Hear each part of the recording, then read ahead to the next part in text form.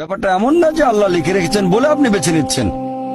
যেহেতু আপনি এটাই বেছে নেবেন, তাই আল্লাহ আগে লিখে রেখেছেন।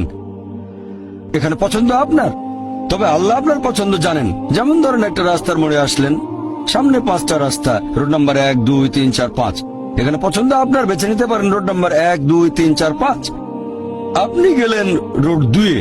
এটা আগে থেকেই লেখা আছে আপনার নিয়তিতে যে আপনি যাবেন 2 নম্বর রোডে।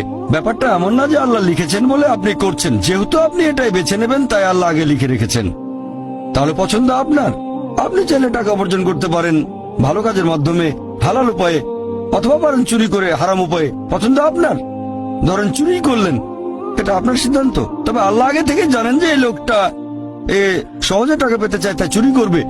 তাই আল্লাহ আগে লিখে রেখেছেন যে এই লোকটা 25 বছর বয়সে চুরি করবে। এখানে দোষটা কার? দোষ আসলে আপনার। তবে আল্লাহর আছে ইলমে গায়েব, তাই তিনি আগেই লিখে রেখেছেন।